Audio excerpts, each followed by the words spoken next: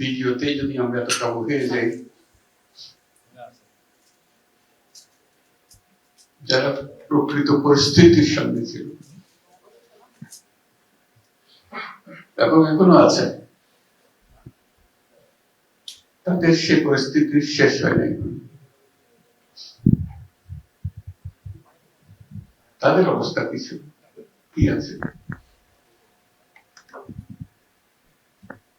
আমরা হেঁটে হেঁটে দেখে গেলাম কতগুলো ছবি, কতগুলো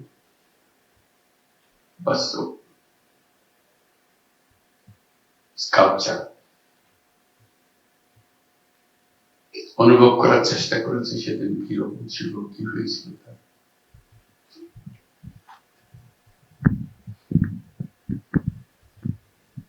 যারা এখানে দেখতে আসবে এগুলো তাদের জন্য একটি অনুভূতি আসবে,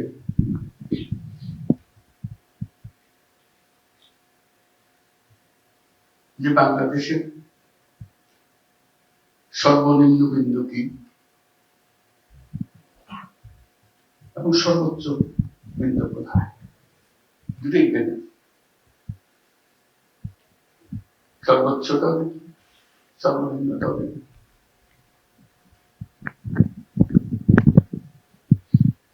আমরা বিন্দু থেকে কত দূরে থাকতে পারি সেটা আমাদের মনের মধ্যে আমাদের আশা জাগে যে আমরা এই নিম্নের থেকে দূরে দূরে অনেক দূরে। উপরে যখন এত উপরে আমরা উঠতে পেরেছি, আমরা আসমান ছুঁতে পারি, এবার সাথে আসি। এটুকু শুধু দেখা যায়। পৃথিবীতে বহু জাদুঘর আছে, বহু মিউজিয়াম আছে, তাদের সংস্কৃতির উপরে আছে, তাদের রাজা রাস্তার কাহিনীর উপরে আছে, তাদের ইতিহাসের উপরে আছে। আমাদের মতো জাদুঘরের কোথাও নেই, জীবন্ত একটা জিনিস উপভোগ করে।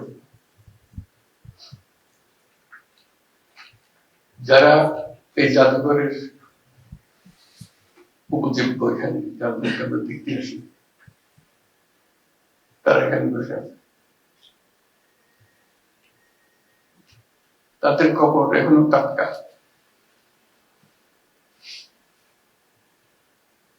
আমরা যে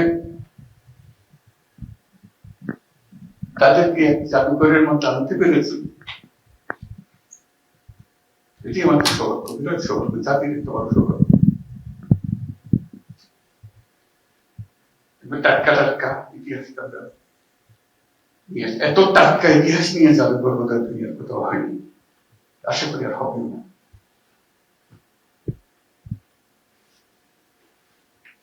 রক্ত না শুকাতেই জাদুঘর করে দেখানোর জন্য। তার প্রতিটি জিনিস যেগুলো দেখছি এগুলো এখনো জীবন্ত, কাহিনীগুলো জীবন্ত, কাহিনী, টাটকা কাহিনী। আমি একটু আগে যেটা বলছিলাম আবার বলি, যে প্রত্যেক বাংলাদেশি যেন একবার এই জাদুঘরে একটা দিন, পুরো দিন একা একে, বন্ধু বান্ধব নিয়ে না, সেটা অন্য জিনিস, একা একে একটা দিন কাটবে, শুধু নিজেকে জিজ্ঞেস করার জন্য যে আমি কে, আমি কোথায়, আমি কোথায় যাবো, কোথা থেকে আসছি। এটার জবাব এখানে আছে। নিজের জবাব নিজে খুঁজে বার করবে, কত লিখে দেবে না যে এটাই তোমার জবাব। এবং জাদুঘর যারা পরিচালনা করেছেন তাদের উপর অনুরোধ থাকবে যেন যথেষ্ট কাগজ কলম থাকে, একাকি বসে নিজের ভাবনাগুলো এক পৃষ্ঠা হোক, আধা পৃষ্ঠা কলম হোক, তার মনে কি ভাবনাটা আসলো, তাকে জোর করার জন্য না, তার অনেক কথা বলার থাকবে, সে শুধু দেখেন না এবং জমা দিয়ে যাবে অথবা নিয়ে যাবো, তার ইচ্ছা। আমরা এনকারেজ করবো, এটা ফটোকপি করে আমরা রেখে দিতে পারবো। এবং সেই মধ্যে বাছাই করে করে আস্তে আস্তে অন্যরা যাতে পড়তে পারে, দেখতে পারে, ছবিতে দেখবে কিংবা পাঠযোগ্য একের অনুভূতি যাতে অন্যদের কাছে ছড়াতে পারে, মানুষ বুঝতে পারে কোথায় খারাপ কি দরকার আছে, আমাদের করণীয় কি, এটা যেন আমাদের পরিষ্কার হবে। করণীয় সম্বন্ধে আচ্ছা হয়ে যাওয়াতে আমরা একে সন্দেহের চোখে রেখে গেছি। যদি পরিষ্কার হতো তো সন্দেহটা থাকতো না। এটা তো পরিষ্কার জিনিস, এতে কারো সন্দেহ করার কিছু নেই। ওই লেখার বিষয়টা জীবনে একবার অন্তত একা আগে সারাটা দিন এখানে কাটিয়ে যাবে নিজের মতো করে। আর একটা আসার কথা বলছিলাম যে আমরা মাঝে মাঝে দিশাহারা হয়ে যাই, অনেক রকমের চিন্তা, অনেক রকমের বিবাদ আমাদের মধ্যে এসে যায়, আমরা ভুলে যাই কোথা থেকে আসলাম। আমরা যখন পথ হারিয়ে ফেলি বিভেদের মধ্যে, এক একজন এক এক দিকে যাওয়ার জন্য তাকিতে দাঁড়াতে অত্যাচার করে, আমার দিকে আসতে হবে না, খবরদার। এবং ঠিক মনে সে মনে করছে ঠিক করছে এটা। সেই সময় যখন আমরা বিভিন্ন মতে বিভক্ত হয়ে যাই, আমি প্রস্তাব করছিলাম যে যারা এই বিভক্তি লিড করছে তাদেরকে একসঙ্গে একটা দিন সকাল থেকে রাত পর্যন্ত একাকি কাটাক থেকে ঘুরে ঘুরে বেড়ায়, বসে চিন্তা করুন, রাত্রে একসঙ্গে খাবে, হয়তো তাদের চোখ পরিষ্কার ভাবে ধরা পড়বে আমাদের করণীয় কি। কিছু আর্গুমেন্টে দিতে হবে, তর্ক করতে হবে।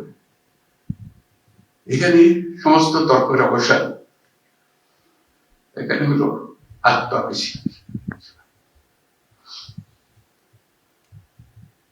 সকল শিক্ষার্থীর ডেস্টিনেশন হোক, বছরে যখন তারা ফিল্ড ভিজিট করে, এই করে একটা ফিল্ড ভিজিট যেন এখানে করে, সেই ব্যবস্থা যেন রাখা হয়। এটা কোনো পাঠদান করার জন্য না, জাস্ট ঘুরে বেড়ানোর জন্য, দেখার জন্য, তাদের প্রশ্নের জবাব দেওয়ার জন্য। কেন এটা করছিল, কি হয়েছিল তার, এরা কারা,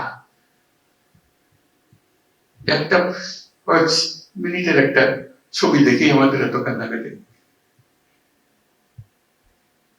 সব কাহিনী একত্র করলে আমাদের অবস্থা কি হবে বলে? আমরা তো সেখান থেকে আসতেছি। যারা এটা তৈরি করেছে এত চমৎকার ভাবে, এখনো সম্পূর্ণ হয়নি, তাদের প্রতি আমরা কৃতজ্ঞ, জাতি কৃতজ্ঞ। অনন্য একটা জাদুঘর তৈরি করার জন্য। এই জাদুঘর এই দিশাহারা জাতির পথ খুঁজে দেবে, এখানে পথের ঠিকানা পাওয়া যাবে। এটি হল এই জাদুঘরের বৈশিষ্ট্য। এটাকে জাদুঘর বলবো কিনা, এটা তো কোনো নতুন নাম হবে কিনা, এটার জন্য সেটা অন্যরা বিবেচনা করবে, কিন্তু এটা অন্যান্য একটা জাদুঘর, যেখানে জাতি পুনঃ পুনঃ নিজেকে আবিষ্কার করবে। তো যারা এটার প্রণেতা, বিচ্ছিন্ন ভাবে সব টুকরে টুকরে সব জানি আমরা, কোনটাই অপরিচিত, সবার পরিচিত। আয়নাগরের বাসিন্দা তো এখানেই আছে, যারা পরিবারের বাবা মা আত্মীয় স্বজন হারিয়েছে, তারাও এখানে আছে। কিন্তু এটা সবার মাঝখানে, সবার মনের মধ্যে ধরে দেওয়া, এটা একটু সুন্দর ভাবে তুলে ধরেছে। তার জন্য চিরদিন জাতি কৃতজ্ঞ থাকবে। তাদের প্রতি আমরা কৃতজ্ঞতা জানাই এবং একটা হাত তাকিয়েও দিয়ে দিতে পারি। সবাইকে ধন্যবাদ।